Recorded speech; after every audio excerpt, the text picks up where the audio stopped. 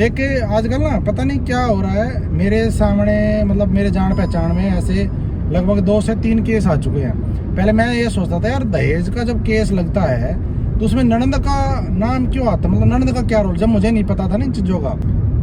Hello everyone, एक बार फिर सबका स्वागत है नए व्लॉग में। और आज का जो व्लॉग है वो मैं जा रहा हूँ अभी अपनी वाइफ को लेने के लिए। 2 दिन के लिए घर गई थी वो, तो बस रास्ते में ही हूँ। थोड़ा लेट ज़रूर हो गया क्योंकि यार गाड़ी की वॉशिंग करवाई, और क्योंकि काफ़ी मान लो कई महीने हो गए थे।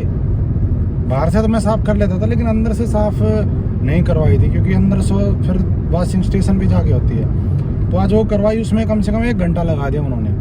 वरना मेरा प्लान था 3 बजे 3:30 बजे निकलने का, लेकिन मुझे निकलते निकलते हो गए 4 बज गए। और अब फरूनगर में वैसे भी जाम था, तो अब 4:15 हो गए। लेकिन फिर भी ज़्यादा टाइम नहीं लगा क्योंकि मैं जाऊँगा द्वारका एक्सप्रेस वे से डायरेक्ट खेड़ी दोला टोल के पास, वहाँ से फिर हाईवे से फिर हीरोंडा चौक, फिर समस्तपुर होते हुए वजीराबाद। तो मैक्सिमम 40 मिनट लगेगी। ये रास्ता मैंने ये मान लो बहुत बढ़िया ढूंढ लिया है। इससे पहले मैं जाता था यहाँ से अपने हरसरू से आगे, फिर कादीपुर होते हुए, गाड़ोली होते हुए, फिर उमंग बादवार चौक से फिर उन्ना चौक। वो टाइम बहुत ज़्यादा लगता है क्योंकि वो रोड बहुत ज़्यादा बिजी है। लेकिन अब द्वारका वाले हाईवे से जाता हूँ ना, तो नीचे से तो बहुत ही कम टाइम, मतलब जाम ही नहीं है, बिल्कुल ख़त्म। और एक बात और मुझे थोड़ा आजकल जो मैं कंसीडर कर रहा हूँ वो आपके साथ शेयर ज़रूर करूँगा मैं। एक आजकल ना पता नहीं क्या हो रहा है मेरे सामने, मतलब मेरे जान पहचान में ऐसे लगभग 2 से 3 केस आ चुके हैं। पहले मैं ये सोचता था यार दहेज का जब केस लगता है तो उसमें ननंद का नाम क्यों आता, मतलब ननंद का क्या रोल, जब मुझे नहीं पता था ना इन चीज़ों का। मतलब ये मान लो मेरी शादी नहीं हुई थी या उससे पहले, ये मान सकते हो। अभी तक भी मैं यही सोचता है ननंद का यार नाम क्यों आता है। लेकिन अब मेरे जान पहचान में ऐसे 2 से 3 केस आए हैं जहाँ पे हटले जहाँ ये मान सकते हो कि मतलब दहेज का केस नहीं लगाया है, लेकिन उन्होंने जो मुझे बताया तो उसके हिसाब से मैं ये बता रहा हूँ आपको कि यार जो लड़की है वो, उसकी ननंद, वो बहुत ज़्यादा वहाँ पे मतलब कि एक तरीके से उसको मानसिक रूप से परेशान कर रही है। ठीक है, हस्बैंड उसका अच्छा है, वो मतलब बताया जो, तो सास भी ठीक है, लेकिन सबसे मेन प्रॉब्लम है कि जो उसकी ननंद है वो। फिर मैंने सोचा चल कोई नहीं भाई, होता होगा, एक आदमी तो हो ही जाता है ऐसा। फिर एक और ऐसा ही मेरे नॉलेज में एक और केस आया, उसमें भी सेम सिचुएशन कि हस्बैंड कुछ नहीं कह रहा, लेकिन जो ननंद है वो, और जबकि शादीशुदा है। पहले मैं ये सोचता था कि यार शादीशुदा ननंद है तो उसका क्या मैटर, वो तो जानबूझ के लिखवाने वाली बात होगी कि यार दहेज का केस है तो सबको ही लिखवा दिया। लेकिन अब मुझे समझ में आया कि भाई ननंद का नाम तो सबसे पहले लिखवाते क्यों है, वो यही कारण है कि हस्बैंड कुछ नहीं कह रहा, सास कुछ नहीं कह रही, लेकिन ननंद को प्रॉब्लम है बार बार उसको, मतलब जो भी कुछ कहते हैं, ज़्यादा डिटेल में तो नहीं बताऊंगा मैं किसी की बातें। लेकिन एक मैं आपको शेयर कर रहा हूँ यार, ऐसे केसेस हैं जो, तो आपने भी सुना होगा कि पूरे परिवार का नाम लिखवा देते हैं, वही केस है ये। तो मैंने तो उसको यही कहा भाई, मतलब उन्होंने नाम लिखवाया नहीं है अभी, लेकिन मैंने तो उसको यही सलाह दी कि भाई ऐसा अगर कुछ है ना तो बेशक सबसे पहले ननंद का ही नाम लिखवाओ। और ये भी नहीं है कि भाई आप दहेज का केस डाल रहे हो तो पति के ऊपर भी डाल लो, सास के ऊपर भी डाल लो, जो आपको परेशान कर रहे हैं बार बार उसी का नाम लिखवाओ। ये नहीं कि पूरे परिवार को या फंसा दो, ऐसा भी नहीं होना चाहिए। बाकी आप क्या सोचते हैं इसके बारे में कि जो ननंद के बारे में जो है इस तरह के केसेस में नाम आता है, क्या वो सही होता है या मतलब झूठे केस होते हैं, वो आप भी एक बार बताना मुझे। चलो ये तो हो गई सोशल बात। अब बात करते हैं, हो भाई बात बाद में करूँगा, 1 मिनट। रॉन्ग साइड में एक ट्रैक्टर खड़ा है, ताऊ भी क्या कर रहा है।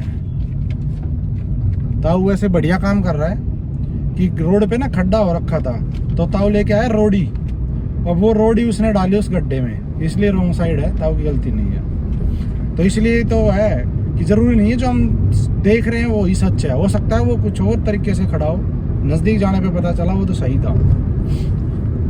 तो आज भाई हट जा रहे भाई, देख मुझे ये बड़ी प्रॉब्लम है यार। आप भी कहोगे जब भी गाड़ी चलाता है बाइक वालों को ही वो करता है, बाइक हम भी चलाते लेकिन इस तरह नहीं चलाते, बीच में चल रहा है यार, यही अकल नहीं है कहाँ बाइक चलानी है कहाँ नहीं चलानी।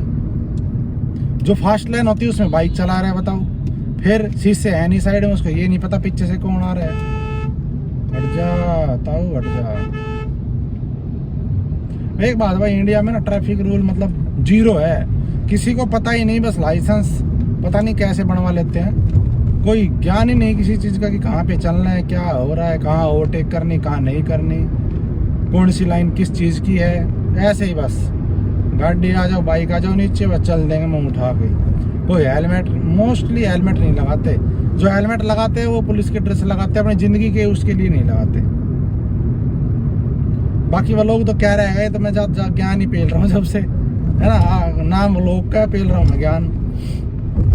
चलो मैं वजीरपुर पहुँच गया, द्वारका एक्सप्रेस वे लगभग बन गया, और इस साल के एंड तक जो सुनने में आया वो पता नहीं इस साल के एंड है, अगले साल के एंड तक है, शायद अगले साल तक तो कंप्लीट हो जाएगा। इस साल के एंड तक गुड़गांव जो पार्ट है ना 18 किलोमीटर का, वो स्टार्ट हो जाएगा, और वो चलने के बाद तो भाई मज़ा आ जाएगा। फिर तो गुड़गांव जाने के लिए मात्र 30 मिनट गाड़ी से, बाइक से तो भाई टाइम लगेगा, लेकिन ये जाम खत्म हो जाएगा, क्योंकि यहाँ से वजीरपुर से डायरेक्ट हरसरू से द्वारका एक्सप्रेस वे के ऊपर चढ़ जाओ, बस वो आपको डायरेक्ट फिर आपको उतारेगा नरसिंहपुर खेड़कीदुला टोल से इधर। चलो मैं आपको डायरेक्ट द्वारका उसके ऊपर ही ले जाके दिखाऊंगा क्या। तो भाई ये है द्वारका एक्सप्रेस वे, इसका ज़्यादातर काम कंप्लीट हो चुका है और दिसंबर तक हो ही जाएगा। तो अभी ना नीचे से जाने का है, और ये बड़ा बेहतरीन प्रोजेक्ट है भाई, और गुड़गांव जाने के लिए हमारे जैसों के लिए तो बहुत बढ़िया है, क्योंकि अब इसके ऊपर ना कोई ट्रैफिक नहीं है, खाली है। नीचे भी कम से कम 8 लाइन का हाईवे नीचे है, और कम से कम 6 लाइन का हाईवे ऊपर है। ठीक है, इस तरीके से है ये, और नॉन स्टॉप रहेगा, कोई सिग्नल नहीं, कोई कुछ नहीं, बिल्कुल नॉन स्टॉप। बढ़िया प्रोजेक्ट चल रहा है, एक पिलर के ऊपर है, सबसे बड़ी बात पता है, एक पिलर के ऊपर है, और इसको शायद बना भी पता नहीं, हाँ L&T कंपनी बना रही शायद, जहाँ तक मुझे लगता है। तो इस चीज़ में तो भाई महारत ही है वो कंपनी, अच्छी कंपनी है, और प्रोजेक्ट भी तगड़ा चला रही है, और कॉस्टिंग भी काफ़ी ज़्यादा है वैसे प्रोजेक्ट की, लेकिन कुछ भी हो भाई अपने लिए तो बढ़िया है। ऐसे सरकार को देने, हमें क्या देने हैं, हम तो वैसे टैक्स दे रहे हैं। और यहाँ से है इसका जो थोड़ा सा, यहाँ तक तो द्वारका एक्सप्रेस वे तो चला जाएगा सीधा टोल पे ध्यान, और ये मुझे मुड़ना है यहाँ से इधर, क्योंकि यहाँ से हो जाता है एक CPR शुरू, CPR अभी वो कंप्लीट जॉइंट नहीं किया हाईवे से, उसको जॉइंट हो जाएगा तब मुझे हाईवे के ऊपर भी नहीं जाना, फिर तो मुझे अपनी ससुराल जाने के लिए तो सीधा चला जाना है, जो गोल्फ कोर्स रोड एक्सटेंशन है उसके ऊपर जाके मिला देगा मुझे। काफ़ी ज़्यादा यहाँ आके गोल चक्कर इतने बढ़ेंगे, वही फ्लाईओवर के ऊपर घुमावदार, ज़बरदस्त काम। ये देखो कितने ज़्यादा फ्लाईओवर हैं, ये सब घुमावदार हाईवे है, और मुझे जाना है इधर ये, क्योंकि अभी सामने जाना नहीं मुझे। लेकिन भाई ये है, जो प्रोजेक्ट इसके आसपास थे ना, देख सामने बिल्डिंग है, ये बिल्डर की बढ़िया चांदी होगी। इस तरह के बहुत सारे प्रोजेक्ट थे जो जब ये घोषणा हुई इसकी तब स्टार्ट हुए थे, लेकिन अब इनकी चांदी होगी, क्योंकि अभी हाईवे बन जाएगा ना तो इनका उछाल आएगा बिल्कुल बढ़िया प्रोजेक्ट में। और कॉस्टिंग तो क्या, लेकिन जो ये सेल करेंगे वो बहुत काफ़ी बढ़िया पैसे कमाएंगे अब ये भाई। वैसे हाईवे पे भाई धीरे चलाना भी बेकार काम है। आपने वो कहावत सुनी है ना कि जब अगर किस्मत खराब हो ना तो ऊँट के ऊपर बैठे हुए आदमी को कुत्ता काट लेता है, वही काम हो गया। देखो जाम, वो उधर है वो हाईवे, ये सर्विस लाइन में, इसके ऊपर से हाईवे पे जाऊंगा, उधर वही जाम हो रहा है, देख लो कितना ज़्यादा जाम लग रहा है। किस्मत खराब होती है तब ऐसे ही काम होते हैं भाई। देखते हैं, चलो कितना लंबा जाम है, पता नहीं ये लाइन सर्विस लेन पे ही जाम लग रहा है, आगे नहीं चल रही, वो भी धीरे धीरे चल रही है। देख लो आप, ये NH8 है,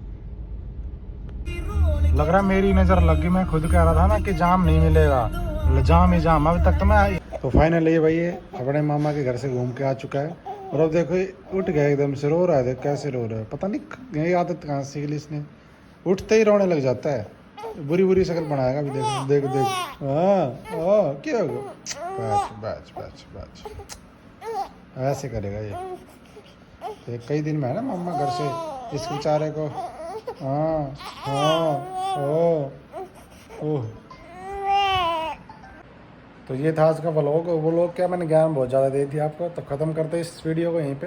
और ये फाइनली अपने यहाँ पे वापस आ चुके हैं, 2 दिन रह गया है अपने मामा के घर ये। अब इसके साथ टाइम पास सही हो जाता है, जब ये नहीं रहता तो टाइम पास नहीं होता। तो चलो थैंक यू, जय हिंद जय भारत। और लाइक और शेयर ज़रूर कर देना भैया, चैनल को सब्सक्राइब तो कर देना। आगे कोई अच्छी अच्छी वीडियो लाने की कोशिश मैं करूँगा आपके लिए, अच्छे अच्छे व्लॉग इसके लेके आऊँगा, या कहीं घूमने जाएगा तो उसके लाऊँगा। Thank you.